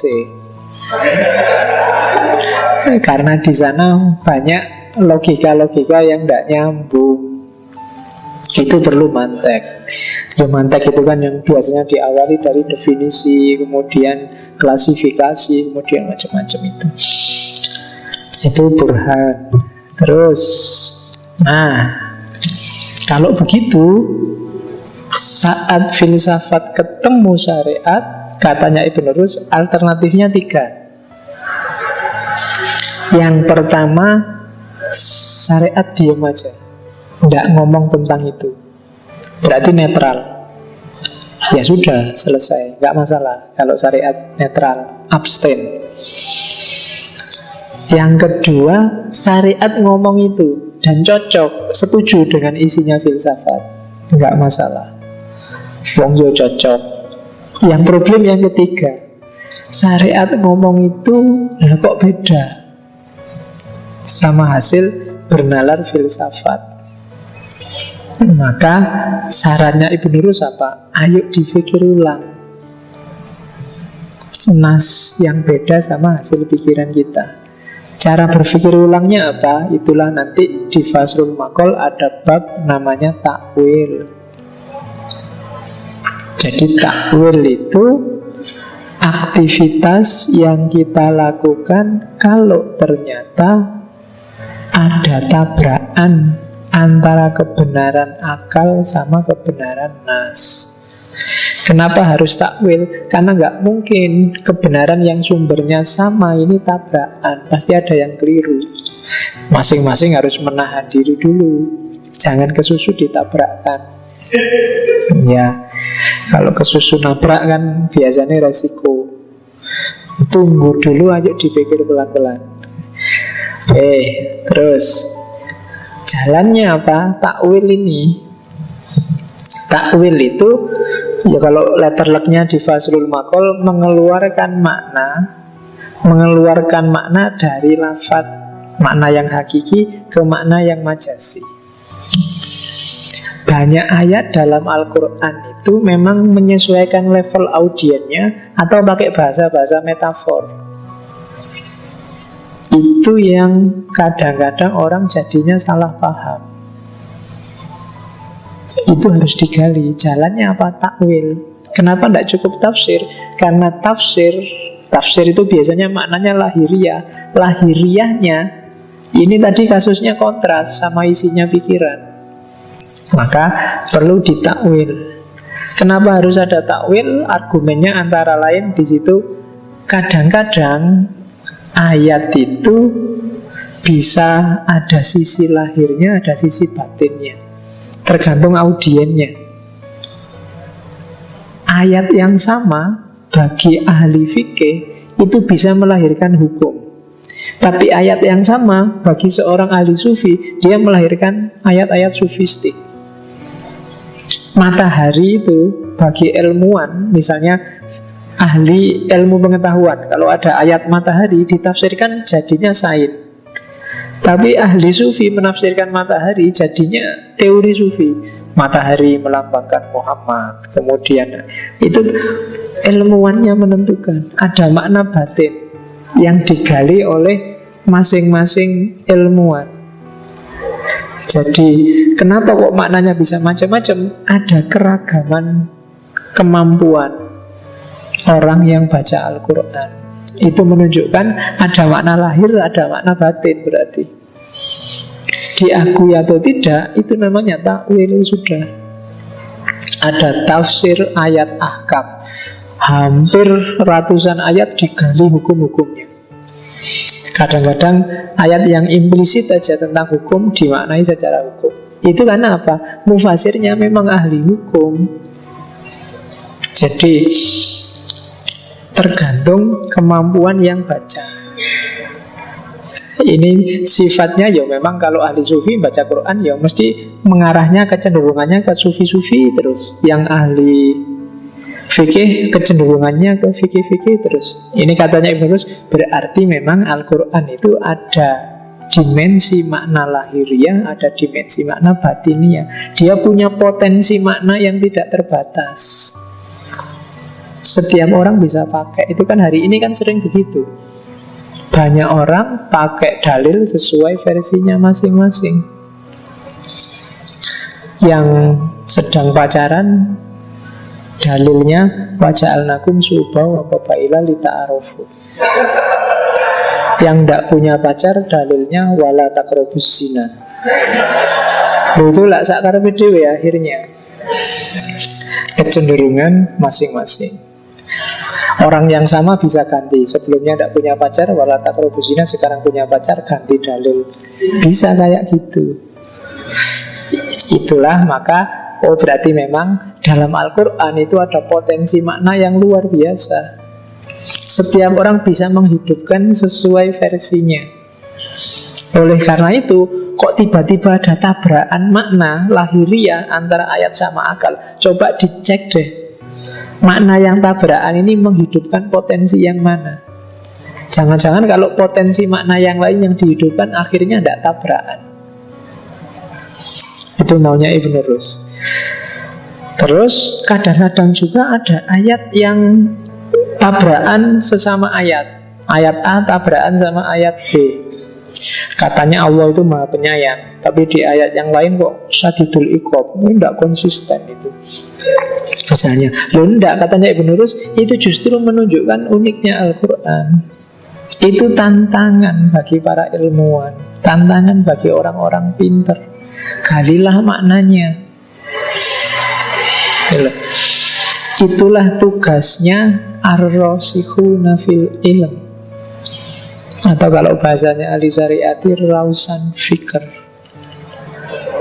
Ya, jadi orang-orang yang mendalam dalam wilayah keilmuan, itulah tugasnya mereka, takwil, orang-orang yang mampu dalam keilmuannya.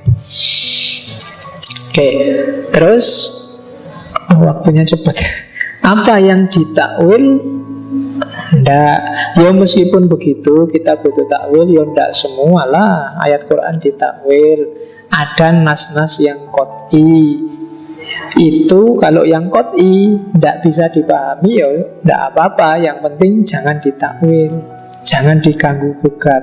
Ayat-ayat akidah yang qot'i, ayat-ayat hukum yang qot'i, itu jangan. Terus ada juga takwil yang sifatnya bid'ah. Apa takwil bid'ah itu? Takwil yang sejak awal secara sengaja membela kepentingannya sendiri. Maknamu tadi, contoh sederhana tadi, ketika pacaran, wala lita arofu, waktu tidak punya pacar, wala taqrabu zina. Sejak ini kan untuk membela ini kepentinganmu sendiri. Ini kalau bagi itu takwil juga, tapi bagi Ibnu Rus tidak boleh yang kayak gitu. Ini namanya tafsir bid'ah. Sejak awal sudah membela ini kepentingannya sendiri. Yang anti Ahok pakai Al-Maidah 51, yang pro Ahok pakai ayat yang lain. Nah itu kalau sejak awal memang alasannya anti Ahoknya dulu baru cari ayatnya, ini namanya tafsir bid'ah. Untuk kepentingannya sendiri. Ini juga sebaiknya jangan. Terus yang harus ditakwil apa? Ya terutama ayat-ayat yang maknanya masih mendua, mentiga, menempat. Nah itu bisa ditakwil. Masih mutasabihat yang tidak qot'i, itu baru bisa ditakwil. Terus untuk siapa sih takwil itu? Katanya Ibnu Rus lagi, takwil itu jangan untuk orang awam. Mereka tidak nyampe. Orang awam itu bisanya makna yang tegas, makna yang pasti, makna yang lahiriah. Jadi takwil itu untuk orang-orang khawas, orang-orang tertentu. Karena orang awam yang tidak ngerti, kalau ditabrak dengan takwil, nanti mereka iso sak karepe dhewe, pakai ayat sesuka hatinya. Mereka susah memahami di level takwil. Orang awam dikasih barang matengnya saja lah yang sudah jadi, yang tinggal dimau idhohkan. Level jelimetnya biar digarap di kelas-kelas, biar digarap para ilmuwan, biar digarap oleh para ahli burhan. Ini yang dikritikkan oleh Ibnu Rus, termasuk pada Ghazali. Ghazali itu bikin pening orang awam, yang harusnya nggak disampaikan. Takwil-takwil berat seperti makosid falasifa, tahafud falasifa, ini bikin pusing orang awam. Yang terjadi malah perpecahan kalau bukan levelnya. Di sini nanti Ibnu Rus dituduh oleh beberapa pengkritiknya sebagai punya standar ganda. Ada standar untuk orang khawas, ada standar untuk orang awam. Tapi sebenarnya maunya Ibnu Rus, ya kalau memang bukan kapasitasnya, bukan ahlinya, jangan dipaksa untuk paham, nanti malah merusak. Hasilnya umat malah terpecah-pecah. Itu maunya Ibnu Rus. Itu syarat-syaratnya takwil. Kalau menurut Ibnu Rus, yang pertama hanya pada makna yang mustahil dipahami lahirnya. Kalau yang jelas maknanya secara lahir ya jangan ditakwil. Yang kedua, harus paham syarat-syarat majas. Jadi nahwu sorof balaghahnya harus canggih. Yang ketiga, tidak ada ijma tentang makna lahiriahnya. Kalau sudah ada ijma, para ulama sudah sepakat tentang maknanya, ya jangan ditakwil lagi. Yang keempat, ada dukungan. Tadi ditakwil apa? Ada ayat yang lain yang mendukung takwil itu boleh. Terus tujuannya untuk mensinkronkan antara akal dan wahyu, antara filsafat dan syariat. Bukan untuk saling mengalahkan, bukan untuk saling menafikan. Itu syaratnya takwil. Terus takwil hanya untuk orang-orang khusus yang punya kapasitas, yang tidak nunggu hasilnya saja. Terus jangan ditakwil untuk alam gaib, mukjizat, dasar-dasar syariat, segala yang esensinya tidak bisa ditangkap oleh akal. Tidak usah ditakwil. Tidak usah kamu takwil, oh mungkin jembatan Shirathul Mustaqim itu kayak jembatan Suramadu. Yang jangan, tidak usah lah, itu barang-barang gaib. Jangan ditakwil jauh-jauh. Jadi itu, pokoknya kamu percaya aja lah untuk dunia gaib, mukjizat, kemudian syariah yang dasar. Tidak usah kamu komplain, syahadat kita tidak keren Pak, mbok diganti yang keren dikit dulu Pak, dikasih. Tidak usah, itu terima aja lah yang dasar-dasar kayak gitu. Tidak usah komplain, Pak sholat kita kurang energi Pak, harusnya ada. Tidak lah, itu diterima aja lah. Kamu tidak usah menakwil gerakan-gerakan sholat, gerakan-gerakan wudhu. Ben itu yang dasar-dasar biarin aja. Dan yang terakhir ya termasuk yang gaib. Nggak usah mereka-reka. Kira-kira malaikat itu gambarannya kayak apa gitu. Enggak lah. Percaya aja ada malaikat. Kayak gimana wallahu a'lam. Untuk yang gini-gini nanti ada teorinya sendiri dari Ibn Rus. Terus kenapa sih harus takwil? Katanya Ibn Rus, Al-Quran itu ada ijaz epistemnya, ijaz pengetahuannya. Katanya Ibn Rus 3. Yang pertama, Al-Quran itu sangat persuasif dan bisa ditangkap siapapun di level manapun. Itu kelebihannya Al-Quran. Orang level pengetahuan SD sampai level pengetahuan profesor itu sama-sama bisa menangkap maknanya sesuai kapasitas akalnya masing-masing. Itu diantara mukjizat epistemiknya Al-Quran. Yang kedua, meskipun kamu tidak bisa takwil, kamu pahami secara lahiriah saja, itu sudah bisa dan cukup. Kebalikannya juga begitu. Orang yang bisa takwil, kamu takwilkan juga bisa. Jadi ini ijaz epistemiknya Al-Quran. Orang nggak pinter sekalipun baca Al-Quran apa adanya, harafiahnya saja, dan dijalankan seperti harafiahnya, itu sudah bisa dan cukup. Buktinya sekarang banyak. Sekarang kan banyak orang yang pokoknya kembali pada Quran hadis. Itu kan banyak. Dan bisa kan ternyata ya cukup. Meskipun tidak mikir neko-neko, meskipun mereka cuma buka terjemahan, tapi kan cukup. Itu diantara ijaznya Al-Quran.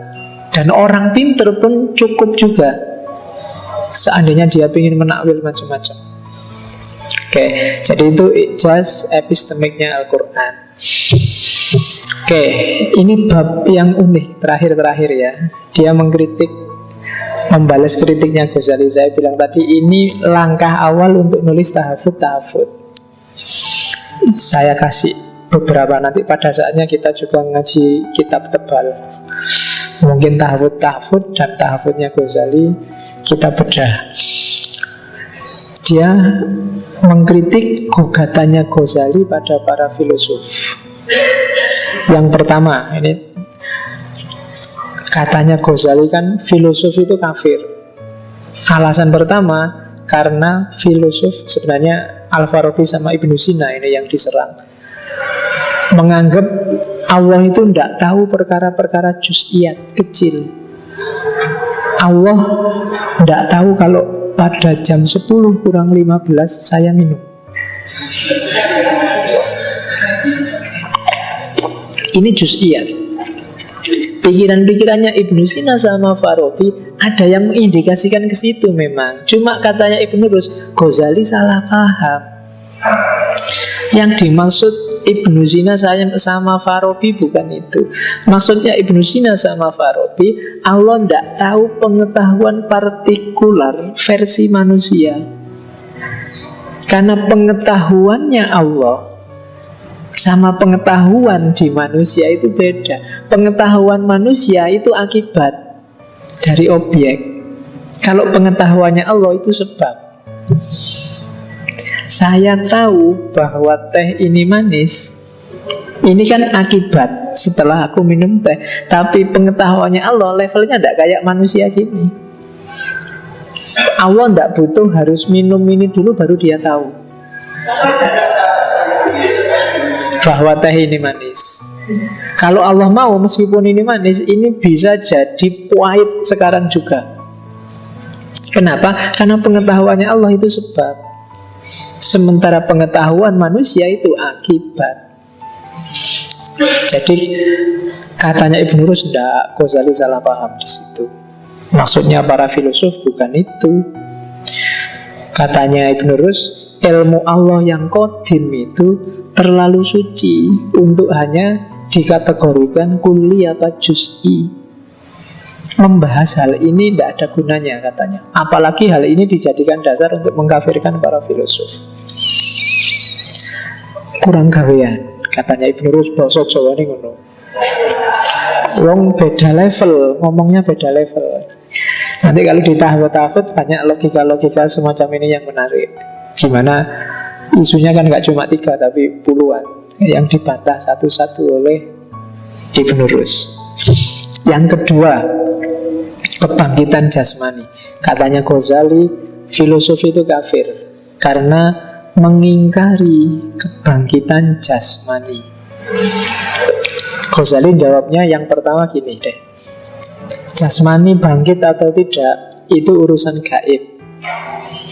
Membahas hal-hal gaib itu biasanya punya visi. Visinya apa? Biar orang perilakunya semakin baik. Dengan ngerti bahwa besok ada akhirat, kita kan jadi orang baik. Karena besok ada pembalasan. Terus yang kedua, kenapa beberapa filosof bilang tidak ada kebangkitan jasmani? Kalau jasmani yang dimaksud ini katanya Ibnu Rus, kan ada hadis sahih bahkan muttafaq alaih yang bilang misalnya bahwa dunia akhirat itu, surga atau neraka itu ma la ainun ra'at wala udhunun sami'at. Apa yang mata nggak pernah melihat, telinga nggak pernah mendengar. Nah kalau jasmani ini kan kita sudah lihat semua. Berarti besok di akhirat mungkin bukan ini. Kan ada hadisnya juga. Apa yang ada di akhirat dan apa yang ada di dunia itu hanya persamaan namanya saja. Aslinya kayak gimana kita tidak tahu. Kamu bilang tadi hisab itu timbangan, ya kita tidak tahu. Wong mala ainun ro'at wala udhunun sami'at. Jembatan itu rambut yang kecil, ya kita tidak tahu. Kalau filosof bilang besok tidak ada kebangkitan jasmani, itu mereka berijtihad bahwa dengan dasar hadis itu, yang ini nih, yang versi kayak gini, yang ada rambutnya, ada hidungnya, ada ininya, mungkin besok tidak kayak gini lagi. Kalau kayak gini juga berarti hadis itu agak perlu dikritisi. Wong hadisnya jelas bilang mala ainun ro'at wala udhunun sami'at. Katanya para filosof itu, ya besok mungkin ada kebangkitan jasmani, tapi versinya bukan versi ini. Ya mungkin ada versi baru yang sudah di-upgrade, yang berbeda. Jadi realitas akhirat itu beda levelnya sama realitas dunia ini. Fisik, ruang, waktu itu logika dunia ini, tapi akhirat nanti logiknya beda. Kamu kan diceritain sejak kecil, begitu kamu meninggal, malaikat mungkar nakir datang sambil bawa pentung. Terus kamu ditanya, man robbuka, kan gitu. Terus Kan kalau jawabmu keliru, misalnya kamu tidak bisa jawab terus malah marah-marah, kepo lu misalnya, kamu langsung dipentung sama malaikat nakir. Itu bayanganmu kan kayak film-film gangster sedang menyandra musuhnya terus dipukuli itu kan. Enggak, besok enggak kayak gitu. Wong mala ainun ro'at wala udhunun sami'at. Nah itu pendapatnya para filosof. Jadi enggak gitulah. Menurut para filosof justru dia ingin memanifestasikan itu, bahwa besok di akhirat kita ada di level realitas yang berbeda, tidak kayak sekarang. Ini yang dahsyat lagi. Katanya Farabi sama Ibnu Sina itu gosipnya Ghazali, alam itu qadim. Ngomong alam itu qadim kan kafir dia. Nah, dijawablah juga oleh Ibnu Rus sebentar. Yang pertama harus diingat, qadim dan hadis dalam kajian teologis itu beda sama qadim dan hadis, qadim dan baru dalam kajian filsafat. Kalau dalam teologi, qadim itu berarti tidak ada sebab sama sekali, dari tidak ada sama sekali. Hadis juga begitu. Nah, kalau di filosof beda. Jadi ada wujud yang qadim tanpa sebab, ada wujud dia qadim tapi ada sebabnya. Ketika para filosof bilang bahwa alam ini qadim, alam ini memang qadim dari segi waktu, tidak dari segi zat. Qadim itu kan ngomong waktu kan. Alam ini kan dia harus ada sebelum ada waktu. Karena yang namanya waktu itu kan adanya setelah alam ini ada. Ada alam, alamnya muter, baru ada sehari, 2 hari, 1 bulan, 3 bulan kan itu. Sebelum alam semesta ada, ada waktu. Maka alam ini qadim dari segi waktu. Beda sama Allah. Kalau Allah ini qadimnya dari segi zat. Itu alasan pertama. Yang kedua, qadimnya alam ini bareng sama qadimnya Allah, meskipun beda level, satu zat, satu waktu. Kenapa? Karena tidak bisa dibayangkan Allah sang pencipta ini ada tanpa ada ciptaan. Ya kan? Allah ini kan pencipta. Apa Allah itu sebelumnya bukan pencipta terus dia pencipta? Kan enggak. Maka dia harus ada ciptaan. Tidak bisa dibayangkan pencipta tanpa ada ciptaan. Yang kedua, kalau memang Allah itu sebelumnya tidak ada apa-apa, terus Allah menciptakan, ini bagi para filosof, berarti Allah berubah dong. Berarti tadi tidak ada kehendak, sekarang ada kehendak. Ada perubahan, berarti ada pengaruh. Berarti ada yang mempengaruhi Allah dong. Dari dia tidak mencipta, terus tiba-tiba berkehendak untuk mencipta alam semesta. Jadi tidak begitu katanya para filosof. Buktinya apa? Nanti di tahafut-tahafut itu dijelaskan. Banyak ayat yang mengindikasikan bahwa sebelum ada alam semesta itu sudah ada banyak makhluk yang lain. Sudah ada Ars, sudah ada Dukhon, sudah macam-macam banyak. Jadi alam semesta ini tidak diciptakan tapi dijadikan. Ya, karena sebelum itu makhluk macam-macam sudah banyak. Jadi dia sebelum ada waktu, alam ini dijadikan dari yang sebelumnya sudah ada. Maka alam itu qadim hanya dari segi waktu saja. Sementara Allah qadim dari segalanya, zatnya, waktunya, ruangnya, dan macam-macam. Itu yang katanya Ibnu Rus disalahpahami. Oke, nanti di rumah kamu baca lagi ben paham. Terus terakhir, waktunya mau habis. Di belakang ada beberapa kalimat bagus menurut saya dari Ibnu Rus di Faslul Maqol. mereka yang saling berbeda pendapat dalam soal takwil terhadap permasalahan yang amat sulit ini akan mendapat pahala jika mereka salah. Oh, ini menurut saya kalimat yang luar biasa hari ini. Karena saya bilang di awal tadi, Indonesia hari ini kalau ada yang salah langsung dikafirkan, langsung disesatkan. Saya belum pernah ketemu ada debat terus tenang aja, kita berbeda nggak apa-apa, kita sama-sama dapat pahala. Nggak ada ya yang bilang gitu. Loh, Ibn Rus bilang begitu. Kalau kita kan nggak, kita beda. Ini kita buktikan besok siapa yang kafir, siapa yang mukmin. Itu kan begitu kita.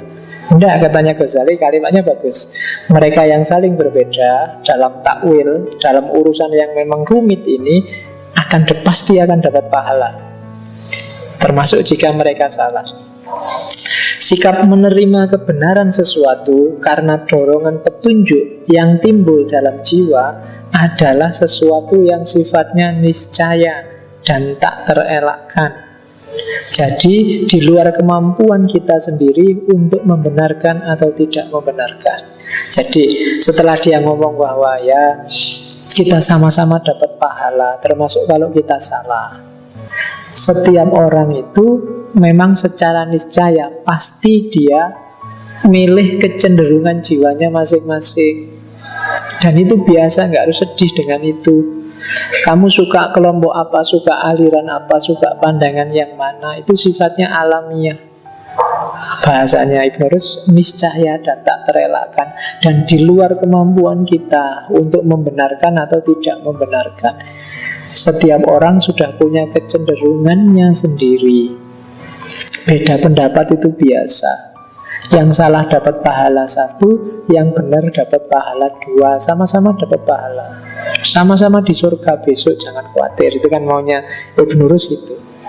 Setelah dia ngeritik Ghazali, ngomong macam-macam, kan diakhiri begitu. Ini kan cuma beda takwil aja, beda cara memahami.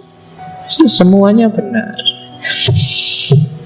Dan penutup Faslul Maqal juga bagus. Semuanya didoakan. Semoga Allah berkenan menolong semua pihak, nggak cuma menolong aku, memberikan petunjuk kepada mereka yang mencintainya dan menyatukan mereka semua untuk bertakwa kepadanya, serta menghapuskan segala macam permusuhan dan kebencian dari diri mereka dengan kemurahan dan rahmatnya. Itu kan bagus. Setelah ngomong polemik-polemik, keruwetan-keruwetan, diakhiri semoga Allah menolong kita semua, memberi petunjuk kita semua, menghapuskan segala macam permusuhan dan kebencian dari diri kita. Itu kan enak. Hari ini kan susah kayak gitu. Habis debat, habis diskusi, musuhnya tambah gegeran. Ya, hari ini kan kita begitu. Para ulama zaman dulu sudah mencontohkan yang baik-baik. Hanya saja kita sering terlalu gaya, seolah-olah kitalah yang paling pinter, paling ngerti, paling dekat sama Allah. Seolah-olah. Oke, alhamdulillah, Faslul Maqal sudah kita khatamkan. Ya. Oke, ya, kalau di kampung khataman harus makan-makan.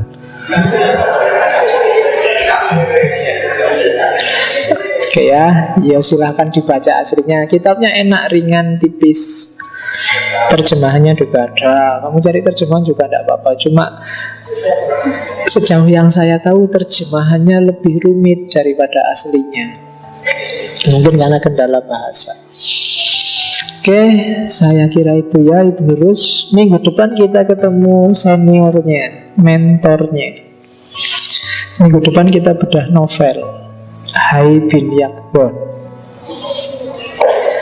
Isinya, visinya agak mirip. Bagaimana filsafat itu sebenarnya nyambung sama syariat. Dan minggu terakhir Oktober kita ketemu Khalil Gibran dengan The Prophet-nya. Oke, saya kira itu. Kurang lebihnya mohon maaf. Wallahul muwafiq, wallahu a'lam bissawab. Wassalamualaikum warahmatullahi wabarakatuh.